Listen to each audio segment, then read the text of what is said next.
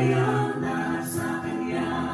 Mga pusang loob ang kailangan, sinuwang sa iyo sa Panginoon. Nang si Josua'y tinawag noong unang panahon, hindi siya nagtanong pa, kundi siya'y sumulong.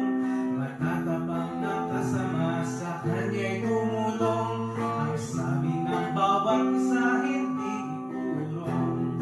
Sino ang papanig sa Panginoon?